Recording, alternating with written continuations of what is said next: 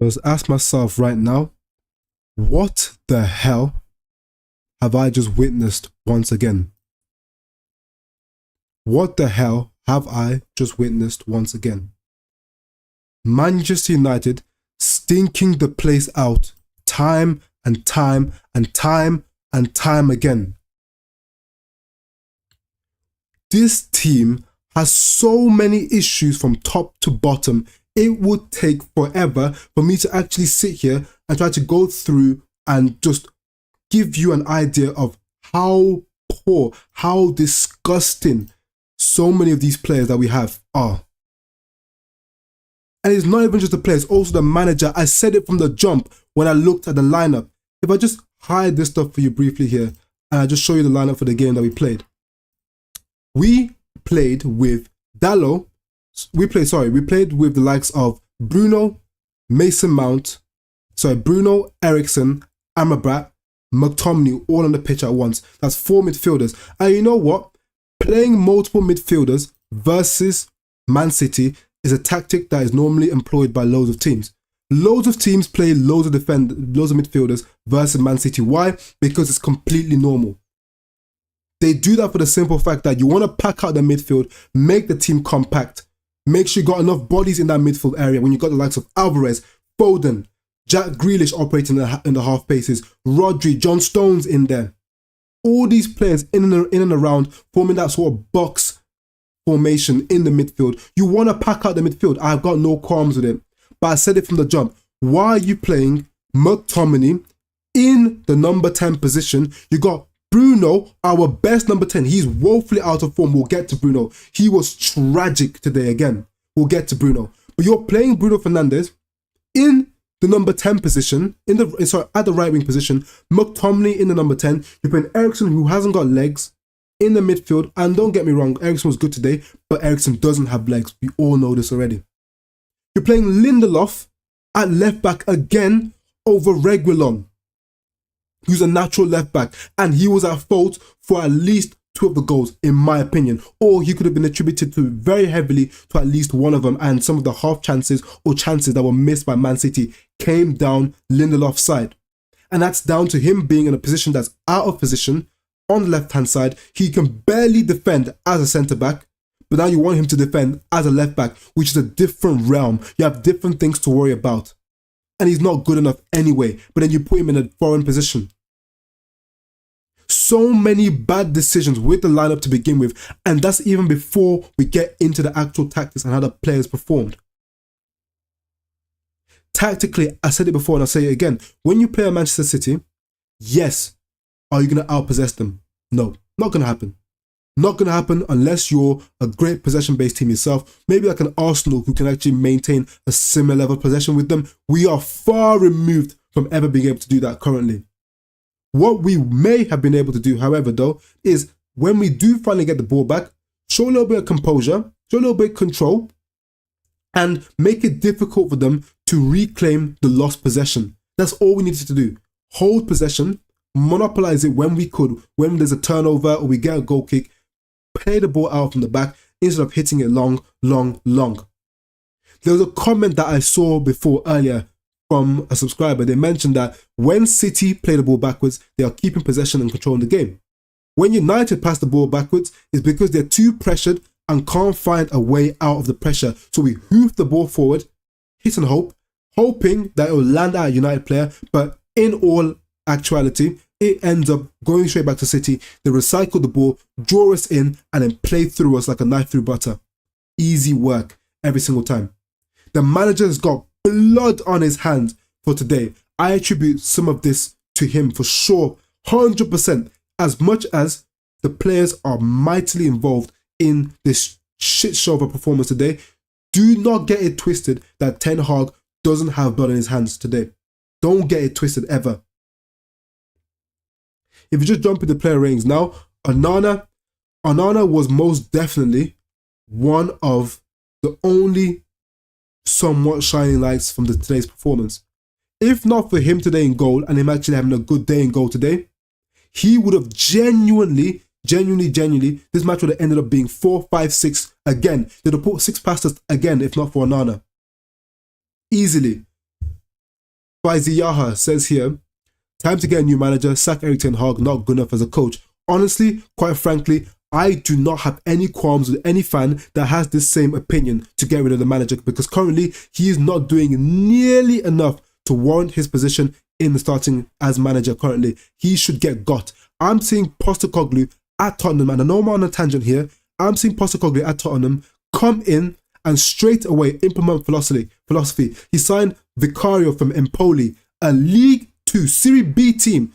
He signed his goalkeeper from there. The guy's looking like one of the best goalkeepers in the Premier League. Whereas you're forking out £55 million on Mason Mount, and the guy can't even start in your midfield over McTominay and Eriksen with no legs. But you bought him though, right? You bought him in. All these wrong decisions. Going to Nana again. If not for him, we would have been finished already. I'm seeing point blank headers being saved. I've said it before, Man City can beat any team in the world on their day, really and truly. Everyone can hold their hands up and say that. But what shouldn't be happening is just because they're capable of beating you and probably will beat you, it doesn't mean you pull your pants down and say, I'm ready. At least fight it off before they get those pants down. But we just pull them down and say, take me as I am. Every single time. Garbage. No fight. Ever. My thing is quite simple, yeah?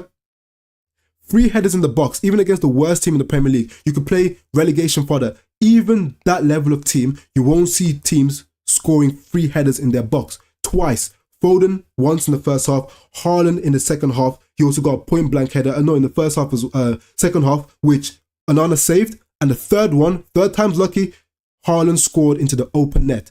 How can 3 times in one game someone have a point blank header free as a bird in your box? Big Man United, yeah? Big Manchester United allow players to have the freedom of their box every single time.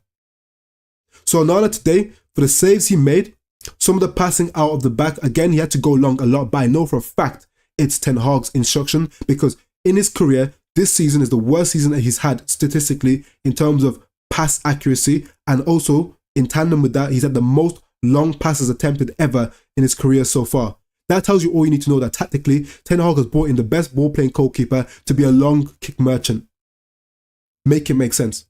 So, Onana today will get a solid 7 from me. He's quite easily the man of the match for today as well, because no one even came close to comparing to that. Maybe Eriksen, he's another person that had a decent performance at times, but we'll get into some of the stinky performances from today in a second.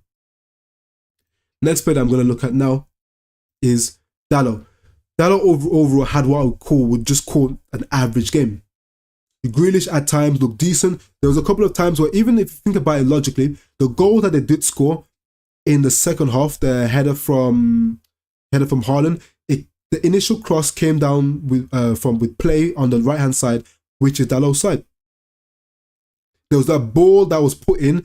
Grealish and Bernardo Silva did a lot of good work on that side. Little bit of trickery from Grealish, held the ball up, slips in Bernardo Silva, little chip to the back post, Haaland free as a bird, heads it in. So my question is though, partly to blame Dalot maybe, but Dalot was in the right position in terms of tracking Grealish, just that third man run made by Bernardo Silva. But who was meant to block that? Bruno Fernandes. And the reason why he wasn't there, one, positional sense. Bruno isn't a right winger, and I was saying it, stop playing Bruno on the right. He's not a right winger. If Anthony was there, maybe Anthony tracks Bernardo Silva, stops the cross, or makes the cross end up being a poor cross because of pressure, and Haaland maybe doesn't get to have the free header. The other question is, why does Haaland get the free header? That's another question, and we'll get into that. But maybe in terms of stopping the cross, if Anthony was on the pitch, yes, Anthony's not good enough. You know that, I know that. But put players in the right position. Anthony potentially stops that cross in, and we can maybe stop that goal. Keep it respectable. Give us a chance to maybe get something out of the game. But no.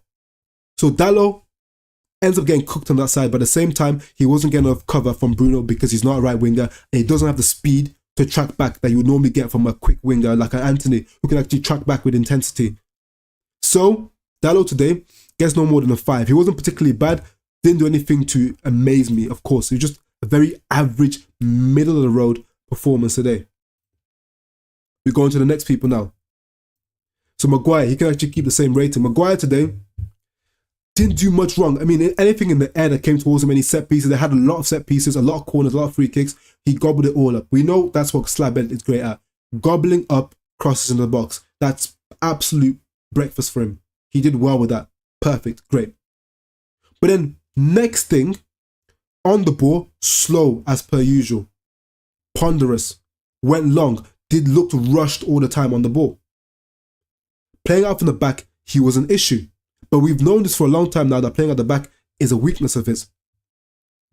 Quite frankly, I wouldn't attribute any of the goals conceded to him. So he wasn't much of an issue, so I wouldn't really get into him. However, we all know by now we need better than Maguire, but he wasn't culpable for a lot of the goals that were conceded today. So give him a 5, quite an average performance. Next person that we're going to talk about is Evans. Evans today, this guy was crap again. The typical nature of this fan base is to suck someone off the minute they look like they're playing decent. They get sucked off immediately. This guy did a couple of, scored a header, I believe, for Man United, scored a goal for us, looked like a decent bit of a threat in the opposition box from set pieces. Played a great pass to Bruno Fernandes for the goal he scored to win goal of the month. Outside of that, he's been absolutely crap or average. Today, that third goal by Haaland, he keeps the line well, all good, well and good. But then Haaland gets the run on him at the back post after Onana saves it, and people might want to blame Onana for that save. The save was fine. He palmed it well away from net. He palmed it well away. But how slow was Evans to react? He literally hesitated, then he moved towards it, no intensity. The same thing he did versus Arsenal when Declan Rice scored at the back post. Gets into a tussle with Gabriel, feigns and acts like he's getting out-muscled and bullied. Then when Declan Rice has enough time to get control of the ball, take a heavy touch, get ready, settle himself, then shoot. Evans had all that time to move his body across and block the near post so the shot couldn't go towards net. What does he do? Allows him the freedom of the box to shoot. Same thing with Haaland now. Takes forever to get across to stop him. Easy ball across to Foden. Foden taps it in. Poor again. Poor passing out from the back. In the first half especially, first couple of touches on the ball, just giving it away, giving it. Trash in the beginning of the game as well. Defensively poor at times. Again, playing out from the back, he was poor. He was rushing his play time and time again. Evans today can't get any higher from me than a 4. If I'm giving Maguire a 5, because he didn't do anything much wrong, but he wasn't good, but he wasn't exactly poor, it's a 5 for being average. Evans today, for me, gets no higher than a 4. Simply can't get higher than a 4 because he, to me, was just poor. The worst from the 2 centre-backs, and that's saying something. If you're literally looking at Maguire and you can't even perform on the same level as him, yo, there's problems. Next person we're looking at right now is Lindelof. I am tired. You people, don't get me started on this guy. I'm so tired of this guy. All this chat about him being good passing out from the back, him being good on the ball. Can we just stop it now? Can we all just stop it now with Lindelof? Talking about how good he is at passing out from the back. Stop it. Fully. People need to just stop talking about how good Lindelof is on the ball. He is freaking tragic. Tragic playing out from the back. That needs to stop now. Every time the ball got to him, he passes it away, off target consistently. Opens up his body. I remember in the first half, cross-field pass, just to switch the ball across. He's missing the ball. Defensively, poor. Haaland at the back post every single time. Destroyed, dominated, and bullied Lindelof at the back post every single time. Look, think about it this way. Dalot, normally, or typically, and also Luke Shaw are typically good at defending the back and front post. Yes. But now, in this case, centre-back Lindelof, you should be good at the very least at defending the back post. Yes, you may be poor at defending the channels because you're not a channel defender, you're a centre-back. But in terms of actually defending the back post, which a centre-back should be great at, he was so crap. Foden beat him at the back post in the first half when Foden got the shot off, the header off, and Onana saved it. Haaland absolutely bullied him as well. So make it make sense. I don't get what's going on. I just don't understand it. It's becoming a real problem at the moment.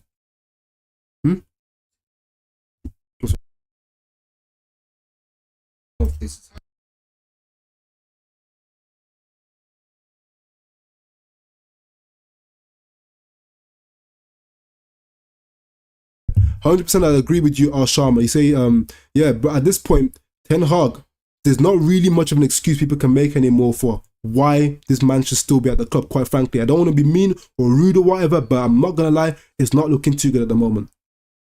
Moving forward beyond that, if we're talking about Lindelof, if I gave Evans a 3 for his performance, a 4, Lindelof for me, he's got to be a 3.